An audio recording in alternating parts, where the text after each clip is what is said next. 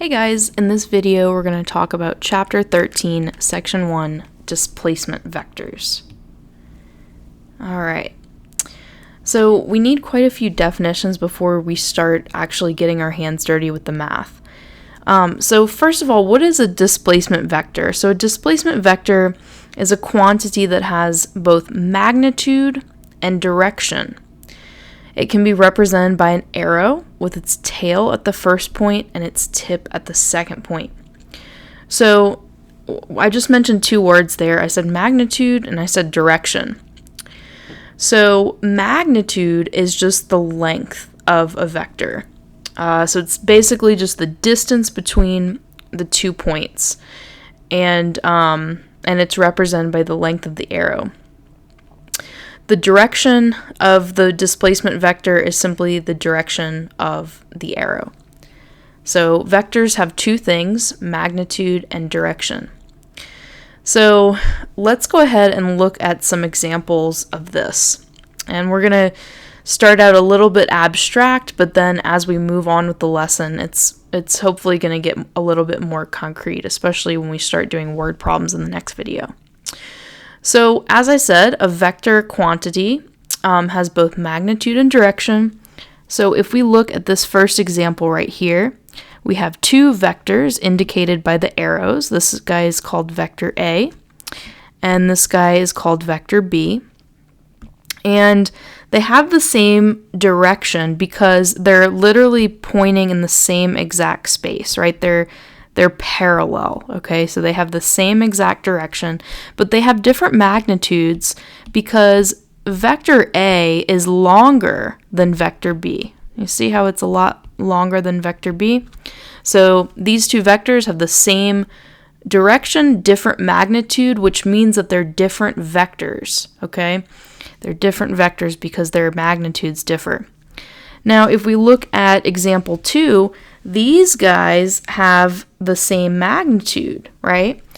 If we measure these guys with a ruler, these guys are going to have the same exact length. So A and B have the same magnitude, however, they're pointing in opposite directions. Well, not exactly opposite, but they're pointing in different directions, right? And that means that they're not equal vectors. They have to have the same magnitude and the same direction for them to be equal vectors. But in this case, they only have the same magnitude, different directions. Now these guys right here, these would be classified as the same vector. Even though they're not lying on top of each other, when we talk about vectors, we say that they're the same if they have the same direction and the same magnitude. So because of that, these guys are going to be the same, considered the same vector.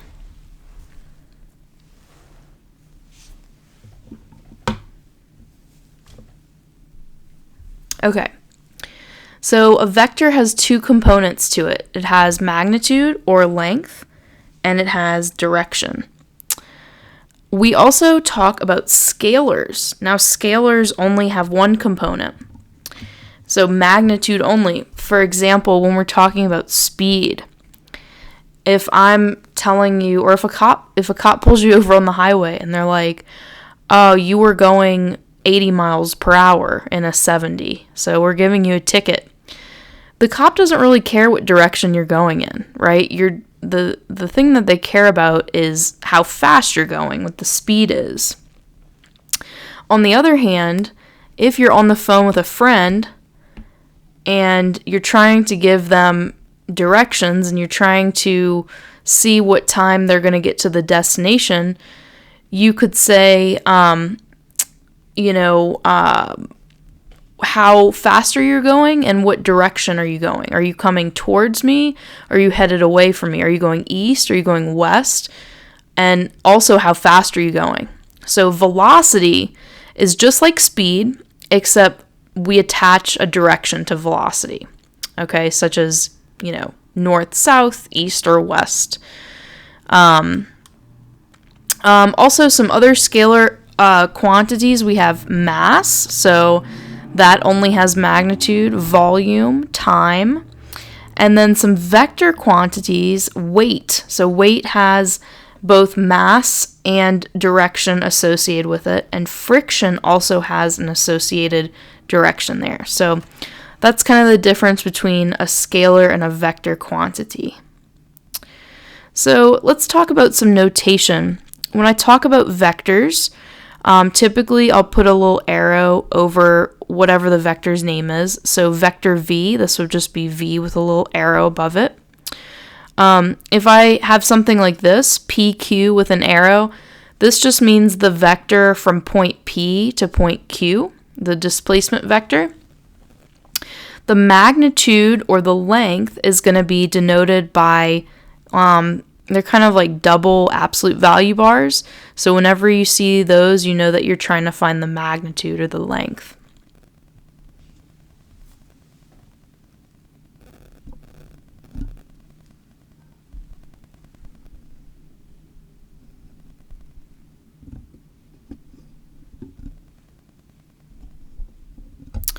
Okay.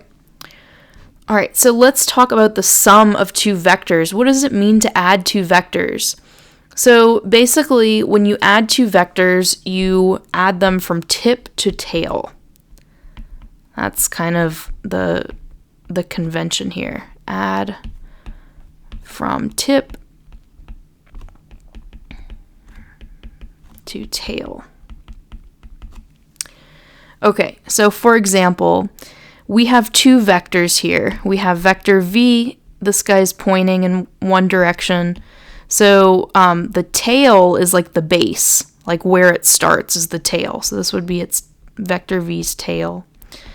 And this guy, where it ends, is the tip. Okay, so if I'm doing u plus v, what I'm literally going to do is I'm going to take vector u, which is this vector right here. This arrow is vector u. And if I want to add v to it, I'm literally going to pick up v. I'm just going to like imagine picking it off of the page, and I'm going to place it right here on u's tip. So tip to tail, that's what that means. So I'm taking the tip of u and I'm adding to it the tail of v, okay? So tip to tail, that's how you add them. So again, let me just go back here. So u plus v, what that means is we draw our vector u, we have it here, and then we take vector v, which is over here, and we shift it over right here. And the result is going to be this black vector right here. So this is u plus v, okay? So we start at u, we go out u amount, whatever that is, and then we go up v, and we end up right here, okay? And that's going to be a net result of going from here all the way to here, okay? So that's u plus v. We can also go the other way. We can say v plus u is the same thing as u plus v, right? So just like in regular addition with integers, addition with vectors is commutative, right? We can switch the order. So v plus u, well, that's going to say we're going to take v, and from the tip of v, we're gonna take u, pick it up, and put it right here. Right? And the resultant vector is, again, this black vector right here. So that's how we can add vectors. So we can also talk about taking the difference of two vectors. So the difference, vector u minus vector v, can be thought of as vector u plus a negative vector v. And negative vector v has the same magnitude as v, but just the opposite direction. So we can see that with this diagram. This was our original vector v. Negative vector v is going to look like this. So it has the same length, but it's in the opposite direction. So on the left, we have our sum that we just talked about. On the right, we have our difference. So our difference, again, u plus negative v. Well, we're going to start at vector u, and where it ends, we're going to place negative v onto it. So here's negative v. We're literally going to pick it up and start it where vector u ends, and that's going to give us our resultant vector, this black guy right here. This is going to be vector u minus vector v.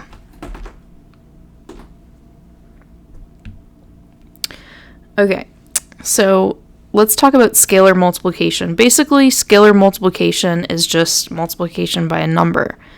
Now, you can multiply vectors by scalars. Now, it's not immediately obvious how to multiply vectors by vectors. We're going to talk about that a little bit later on. But we can easily multiply vectors by scalars. And all you do is, you kind of treat it like it's a number. If you multiply 2 times 3, 2 times 3 is 6, right? So if we have a scalar k multiplied by vector v, what that's going to do is it's either going to stretch your vector v, it's going to make it bigger, or it's going to shrink it, or it's going to change directions. It's going to change its direction. So let's take a look at these examples.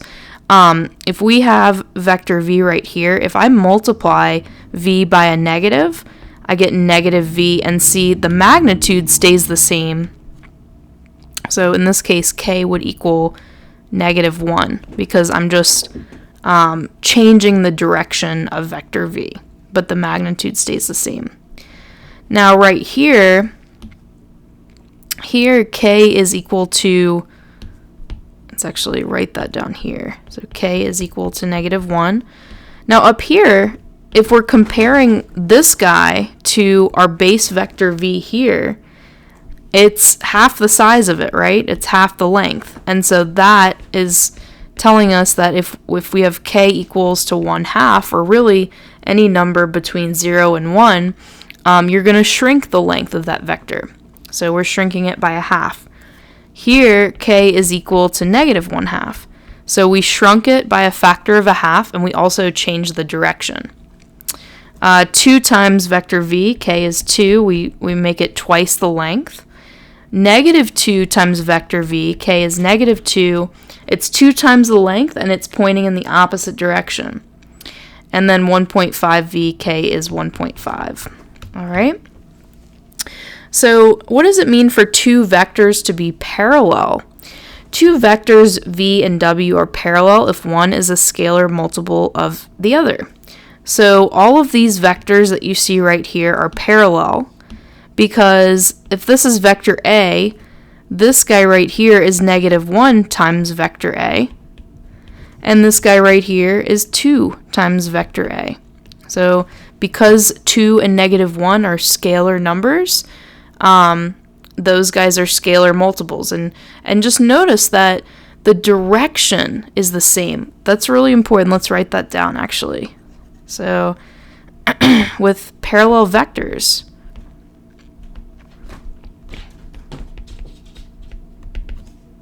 the direction is the same, right? Which way they're pointing. But the lengths, or the magnitude, can be different. Okay, so that's the idea with parallel vectors. Okay, so let's talk a little bit about basis vectors. I'm not sure if your textbook uses this terminology, but what basis vectors are basically your building blocks for building other vectors. And so in 3 dimensions, we call these basis vectors I, j, and k. So I, let me circle this down here. I is your x direction vector. Okay, so let's write that down here. Our x direction vector. And it's pretty simple, right? It has y and z values of 0 and an x value of 1. So that's our x direction vector there. J is our y direction vector.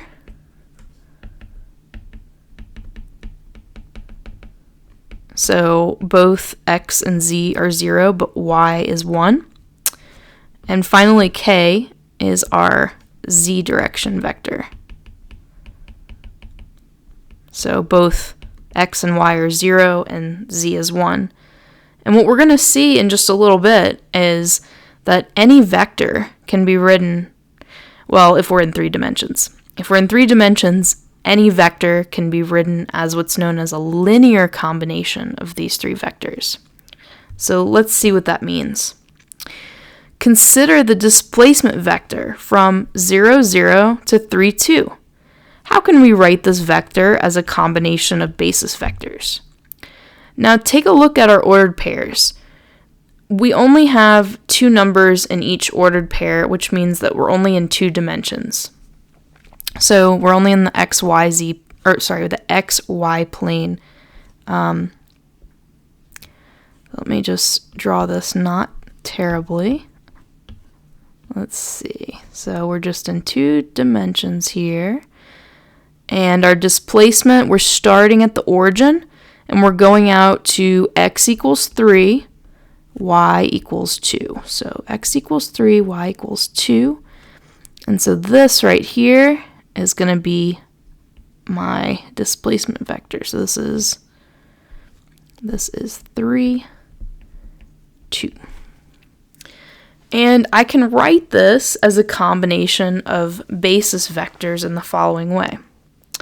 So in the x direction, remember x is going to be green and I'll let y be orange, just like in the previous slide.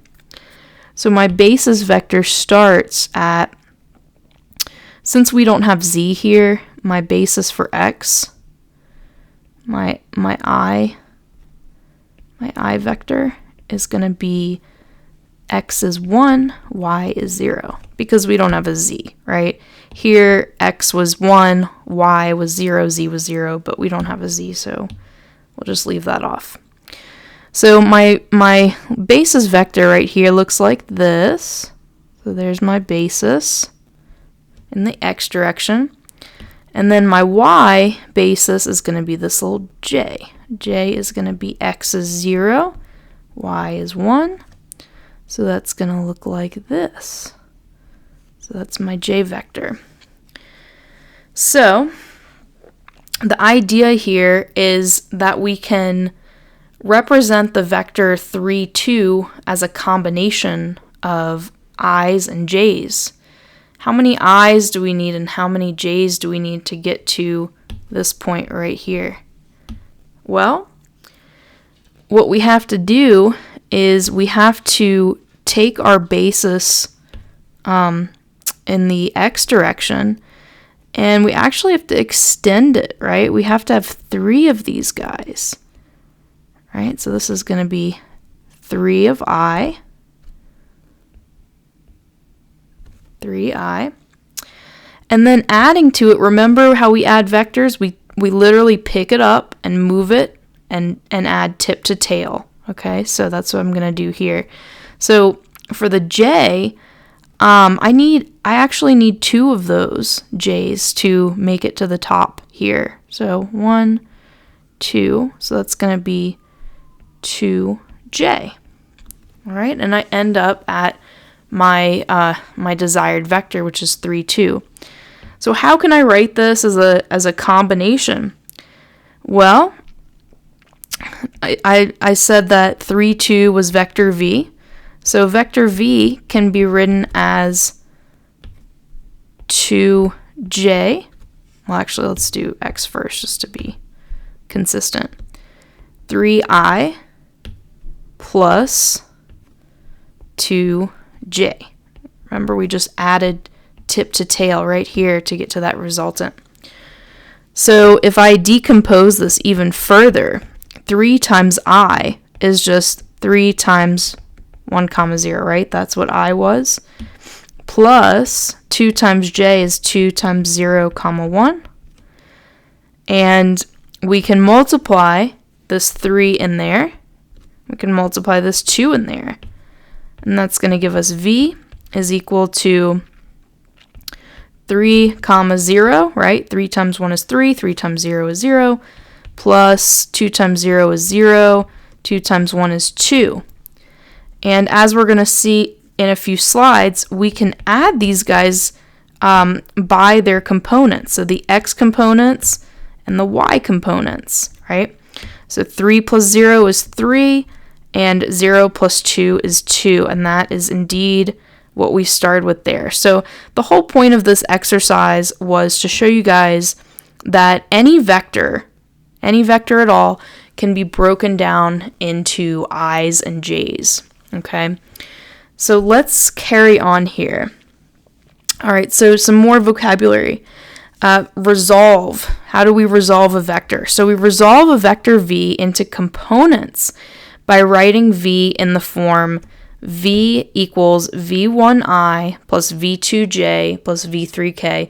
And you could keep going if you want to go into the fourth dimension, which we can't visualize the fourth dimension as humans, but you could easily extend this definition to as many dimensions as you want to. But we're going to stick with 3 for now. Okay, so anyway, our vector v is made up of some amount of i's, some amount of j's, some amount of k's. Remember in this example, we had 3 i's and we had 2 j's that made up 3 comma 2. All right, that was just a 2D vector. And v1, v2, and v3 are scalars, right? So as we saw here, in this case, this 3 was our v1. Yeah. And 2 was our v2. These are both scalar numbers.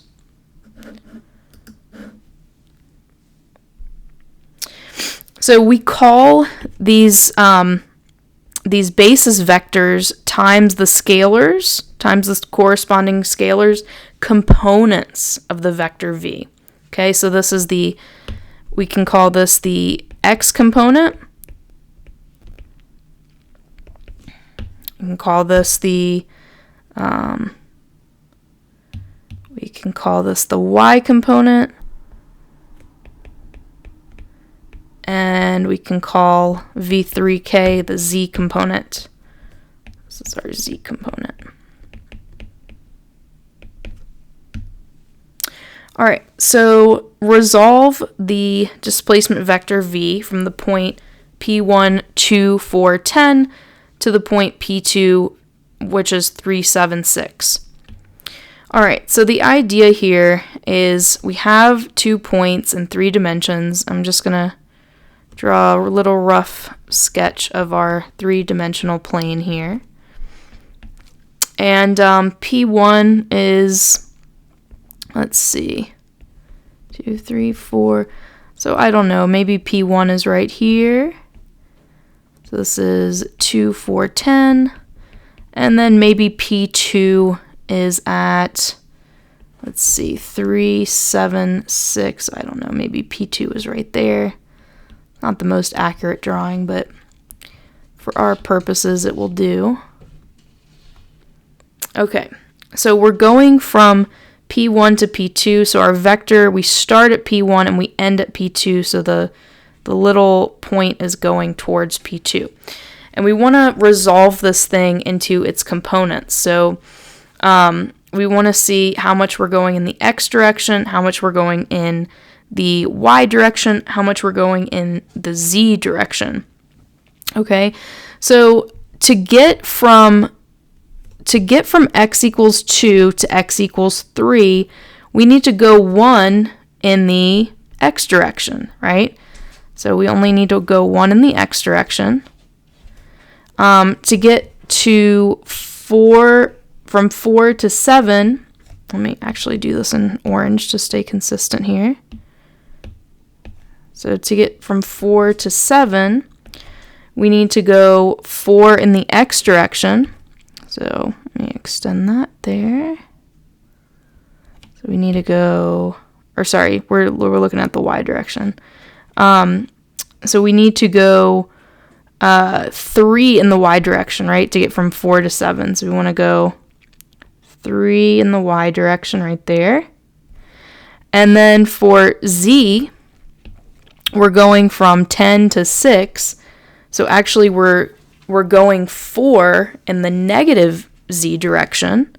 So if we extend this thing downwards like this and we go 4 down, we're going 4 in the z direction, in the negative z direction. And so we can write this, what we just described, as a combination of i's, j's, and k's. So the displacement vector is going to be, we're going to go 1 in the x direction. We're going to go 3 in the y direction. And we're going to go -4 in the z direction.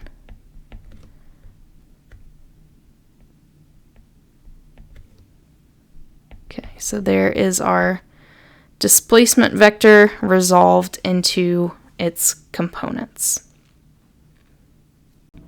So to generalize the last example, we can look at this formula right here. So the displacement vector from one point to another is given in components by the following formula. So we're basically just taking the difference in the x values, the difference in the y values, and the difference in the z values to get our displacement vector in components.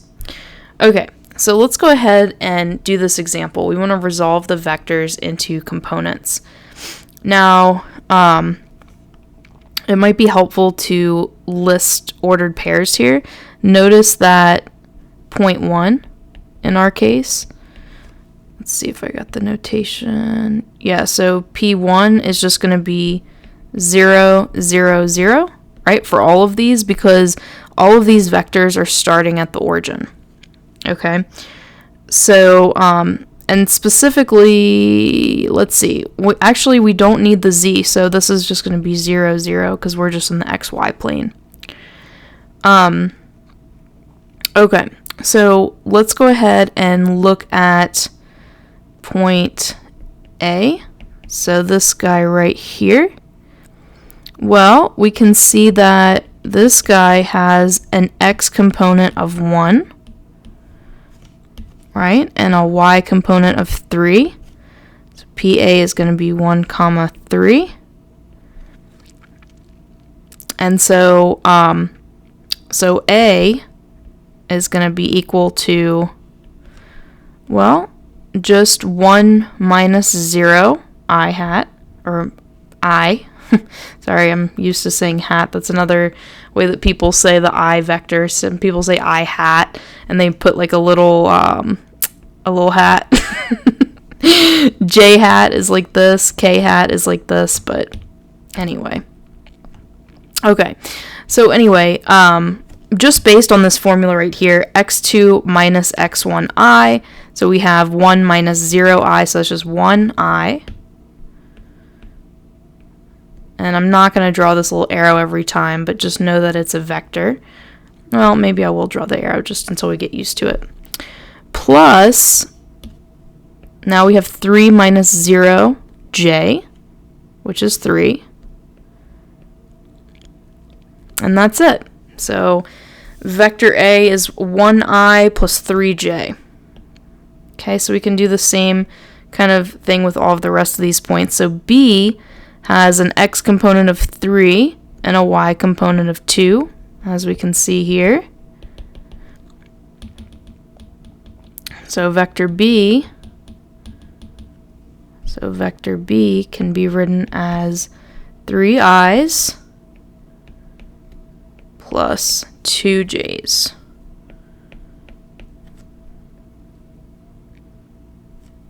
Vector W is over here. So this has an x value of -1 and a y value of 2. So W is going to be -1i, so -1 in the x direction plus 2 in the y direction. And finally, V is down here. So V has an x component of -2 and also a y component of -2. So V is going to be -2i, -2j. j. Okay, so those are all of our vectors resolved into their components. Okay, let's go back to parallel vectors a little bit. So decide whether the vector is parallel to each of the following vectors. So the first thing we need to remember is the definition of parallel. So if you go back to your notes in a few slides, parallel just means scalar multiples. So in other words, can I multiply a vector by a number and get the other vector? Okay, so the vector that we're looking at is 2i plus 3j plus 5k, and the first one is this guy parallel to v. Well, is one of them a scalar multiple of the other? Can you multiply v by a single number to get w? And the answer is yes. The number is 2, right? So yes, because w is a scalar multiple of v, in particular 2v, right? If we multiply all of these components by 2, 2 times 2 is 4, 3 times 2 is 6, 5 times 2 is 10, we get w. So yes, this is parallel. What about this guy right here? Well, let's see. We're going from 2 to -1. We're going from -0.5 to 3. We're going from -2.5 to 5. And so this is also a scalar multiple, right? And what are we multiplying by? Well, we are going to say that A is what times V? Well, it looks like, so to go from 2 to -1, we have to multiply by -0.5, and same thing for 3, to go from 3 to -3/2. So we're multiplying by -0.5. So A is -0.5 of V. So that's also a scalar multiple. What about the last one? What about B? So can we multiply V by something to get B? Well, V is 2i plus 3j plus 5k. And to get from 2 to 4, I have to multiply by 2. To get from 3 to 6, I also have to multiply by 2. But if I multiply 5 by 2, I don't get 9. So this is not parallel. They aren't scalar multiples of each other just because of this last guy right here. 5 times 2 is definitely not 9. Okay, so let's bring in some more vocabulary here. So a displacement vector whose tail is at the origin is called a position vector. So we just looked at these. We just looked at some position vectors right here. All of them started at the origin, and so these are all examples of position vectors.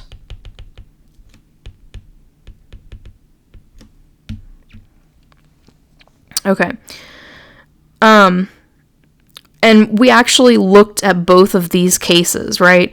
This case where we were given a position vector, we didn't need to do any kind of subtraction with the coefficients because one of the points was 0, 0, right? And so, for this example, the position vector, they call it here R naught. Okay, so they say it's x naught times I plus y naught times j plus z naught times k. And you can kind of see what's happening here. Let's see if we can trace this out. So x naught in the I direction, so x naught in the x direction is let's see, is right here.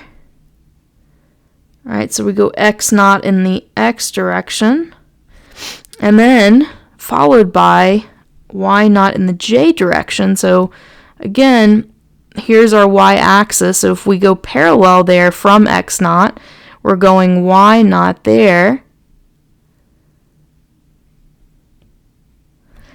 And finally, we're going z naught in the k direction. So from here, we're going up z naught to get to our final our final position of x naught, y naught, z naught. Okay. So, so that's just the difference between a position vector as opposed to something like this that doesn't start at the origin. But we can still deal with it, right? We still have this formula to break up any kind of displacement vector into its components. It doesn't have to be a position vector. But position vectors are super easy to work with, so we like those. All right, let's do some examples where we find the magnitude and the direction of a vector. So I've been throwing out this word direction, and it's like, well, what do you mean direction? Well, I'm going to show you what I mean. And magnitude is length, right? Now we know how to find distance. A few lectures ago, we talked about the Pythagorean theorem in 3 dimensions. And so that's the idea here. To find the magnitude, we're just using Pythagorean theorem, basically. And to find the direction, we're going to have to use some basic trig to figure that out. Okay, so let's consider this vector. Now, it's a 2-dimensional vector because we only have I and j. We only have an x direction and a y direction. So let's go ahead and just do a quick sketch of what this would look like in our 2D plane. Just keep it simple for right now. So v, I go 2 in the x direction, and I go 3 in the y direction. So I don't know, maybe right here is where I end up. And then I can draw my resultant vector starting at the origin going to that point where I end up. So this is v. Okay. Now I need to be careful here because the vector v is very different from the magnitude of the vector, right? The magnitude is just a scalar, it's just a number, where the vector v is made up of its magnitude and its direction, okay? So what I'm going to do is I'm going to first get rid of this and just say, well, okay, this triangle that I made, I'm going to let the hypotenuse actually be the magnitude. It's going to be a length here. And I'm going to draw my little right angle there, okay? I'm going to now call this guy theta, this angle between the x-axis and my hypotenuse there. And it turns out that theta is what we're going to is how we're going to define our direction.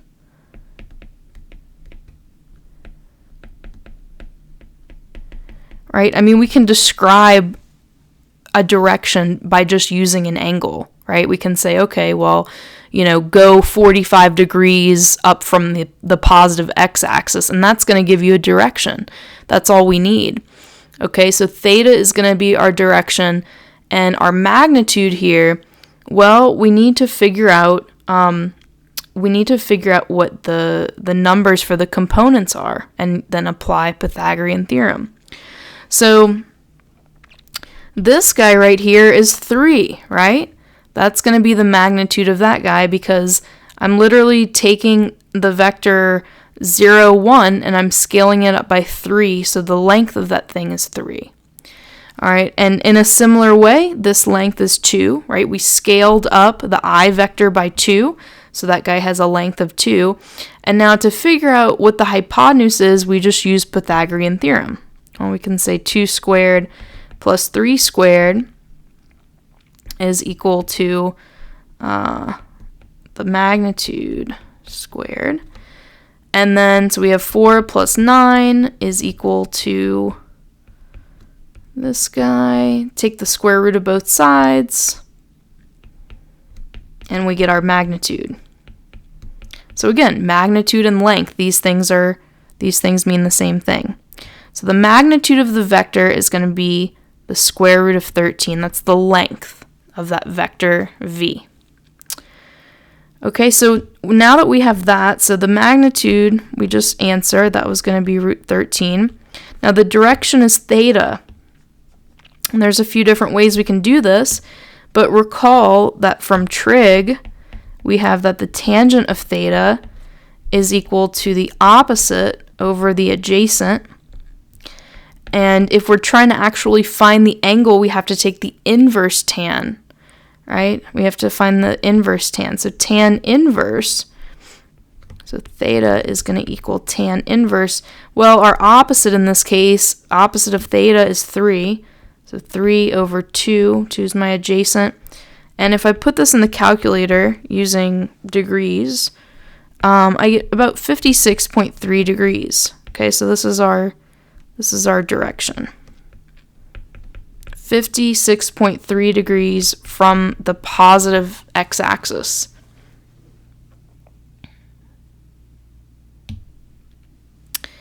All right, so again, we can extend this Pythagorean theorem idea to 3 dimensions, just like we did before.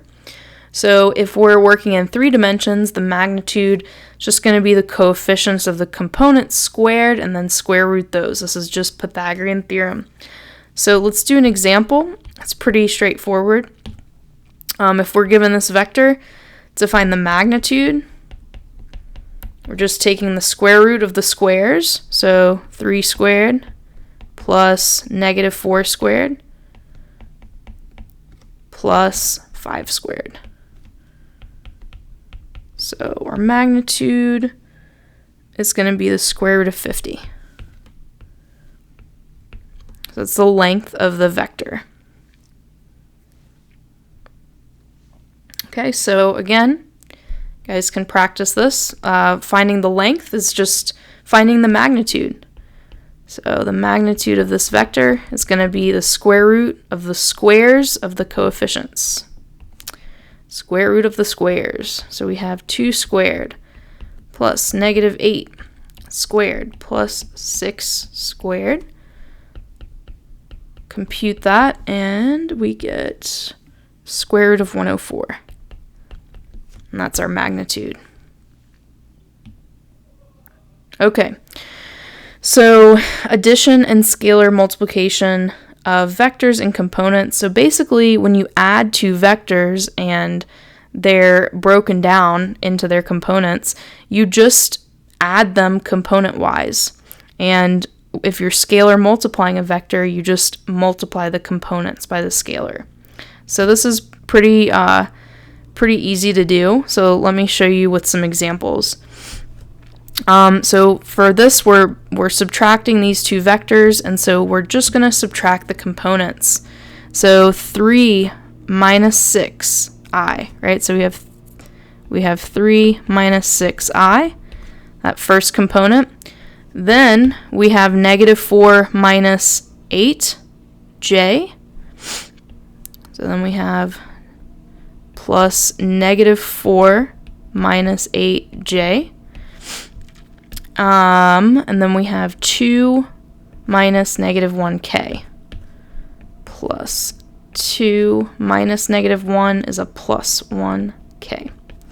All right, simplifying, we get, this is going to give us negative 3i, negative 12j, plus 3k.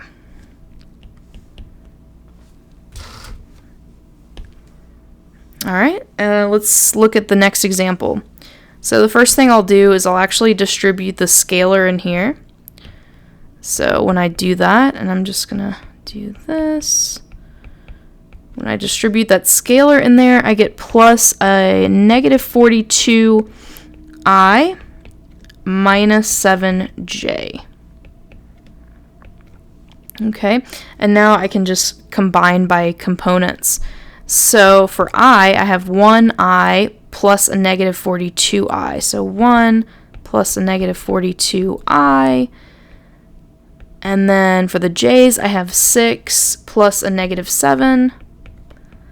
6 plus a negative 7j. And combining in the parentheses, I get negative 41i. And then negative 1j. And I don't have to write the negative 1, but that's how you do it. Okay, so resolving a 2D vector into components. So again, we're going to just use our little Pythagorean theorem trick and maybe pull out a little bit of trig. But let's go ahead and look at this example. So they tell us, all right, the length of our vector is 2, and the angle that the vector makes with the x-axis is pi over 6. So we want to resolve our vector into its components, its x and y components, i's and j's. So let's go ahead and just give a little quick sketch of what this is going to look like. Here's x, here's y. This is a 2D vector, so I don't have to worry about a z-axis just yet. And maybe my vector is going to look like this. So here's my v is 2. So that's just the magnitude of the vector. That's not the vector itself.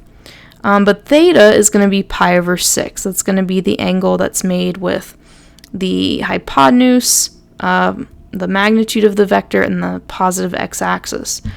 So we want to see what the components are, and I like to just say that this little guy, this coefficient, is going to be the x component, vx, and let's see, the y component we can just say is vy. So this piece is vy, this piece is vx, and we can just use our trig knowledge to figure this out pretty quickly. Okay, so for y, the vy, I can set up a sine equation, right? Because sine of an angle is opposite over hypotenuse, right? And so opposite of pi over 6 is vy, so the sine of pi over 6 is equal to the opposite, which is vy, over the hypotenuse, which is 2. So solving for vy, I just get 2 sine pi over 6. And again, this is your unit circle. The sine of pi over 6 is the y value there. And that's, what is that? That's 1/2. So 2 times a half is 1, is our vy. Okay. Now vx, similar story, except we're using our cosine function. So the cosine of an angle is adjacent over hypotenuse. Now, adjacent to pi over 6 is vx. Our hypotenuse is 2. Solve for vx, and I get 2 cosine pi over 6. Now, the cosine pi over 6 is root 3 over 2, so vx is just root 3. Okay, so this is root 3. So if we're going to write this in terms of i's and j's, we can say that our vector v is going to be root 3 in the x direction, so root 3i, plus 1 in the y direction. So 1, we don't have to write the 1, j. And of course I should write my little arrows to be consistent. But that is our answer there. So this is our vector broken up into its components. Okay, so let's go ahead and resolve this vector into the components. So this time the length, or the magnitude of our vector, is 5, and the direction is shown below. So you want to be a little bit careful here because the 22 is below the x-axis, which means that we need to assign a negative to it. So I'm just going to transfer this little picture over here, and I'm just going to say, okay, well, here's my triangle, right? Here's my triangle. And this guy, I'm just going to say this is negative 22 degrees because since it's 22 below the x-axis, we attach that negative there. Okay, in a similar way, I'm going to say this is vy, I'm going to say this is vx, and our hypotenuse is the magnitude, which is 5. So to figure out, we just do the same thing. We need to use the calculator this time because 22 isn't on the unit circle. So we have that the cosine of negative 22 degrees is equal to adjacent vx over hypotenuse 5. So vx is equal to 5 cosine negative 22 degrees, which comes out to about, let's see, which comes out to about 4.6. Then we can do a similar thing for vy. Sine of negative 22 is equal to vy over 5. Multiplying both sides by 5, we get 5 sine of negative 22 degrees. And that's going to give us about negative 1.9.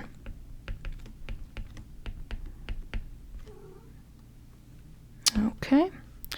So then if I want to write this fully resolved into its components, I can say, well, vector v is going to be 4.6, magnitude of 4.6 in the x direction, so I, and then minus 1.9 in the y direction, which is j.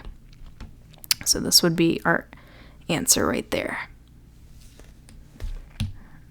Okay, so a unit vector is a very special type of vector. They're super, super useful. So it's a vector whose magnitude is 1, okay? And a unit vector is in the same direction as a given vector, okay? So it's parallel to a given vector. And, you know, this formula right here, it kind of makes sense, right? Because what you're doing is you're taking your vector and you're literally scaling it back by the magnitude of the vector.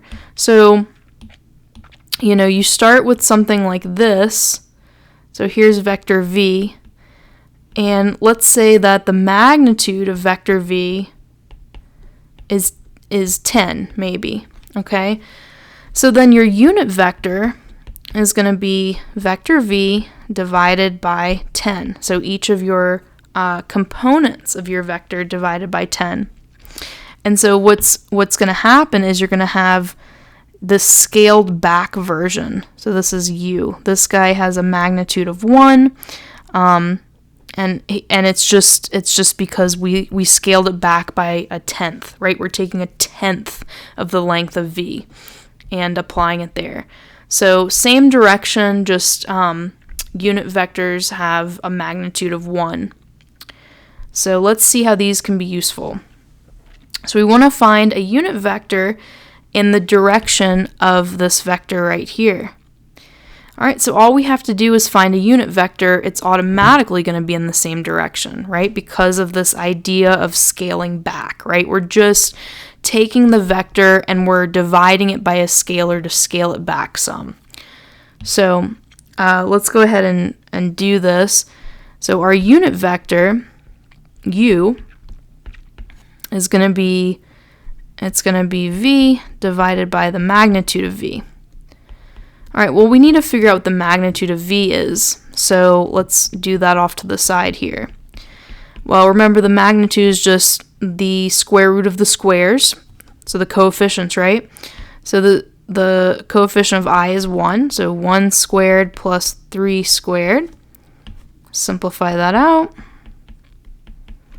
And we get square root of 10.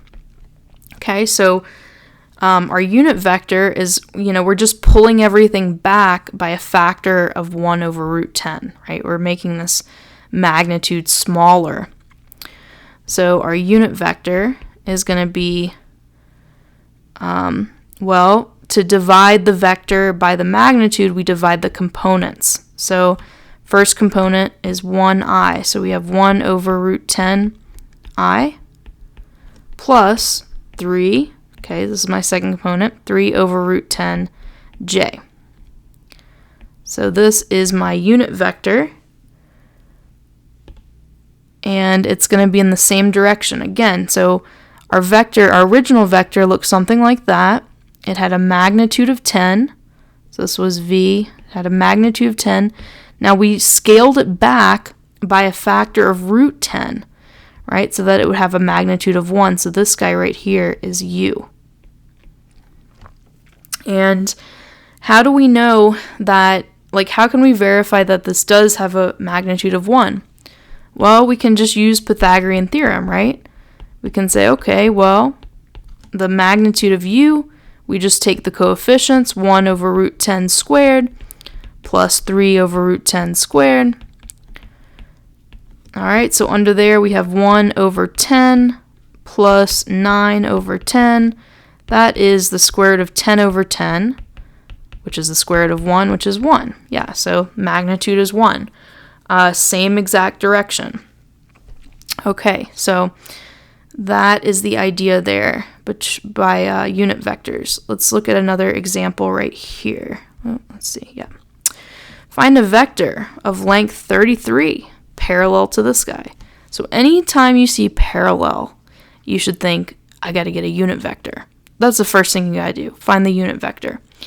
Once you have the unit vector, then you can scale it up by whatever you want the length to be. All right, so let's find the unit vector. So the first thing I'm going to do is I'm going to find the absolute value of the vector that I'm given, which I'll call v. So the magnitude is just going to be the square root of the squares.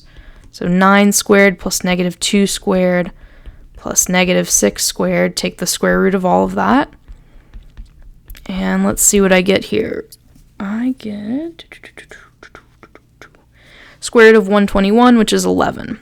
Okay, so the magnitude of the vector that we're given is 11.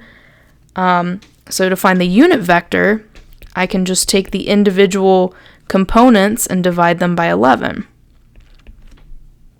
So 9 over 11i minus 2 over 11j minus 6 over 11k. Okay, so there's my unit vector. And I want it, so this vector has a length of 1, right? If we take the square root of the squares, we're going to get 1. But we want it to have a length of 33. So 33, if I scale up the unit vector by 33, I just have to multiply each of these components by 33.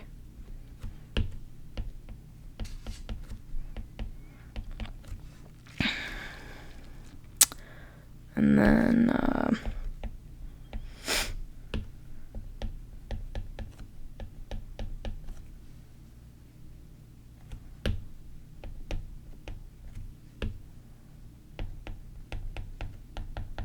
all right, so we can simplify these fractions. The 33 is kind of nice because 33 times 9 over 11 is just 3 times 9 is 27. So we get 27i. This guy becomes negative 6j. This guy becomes negative 18k.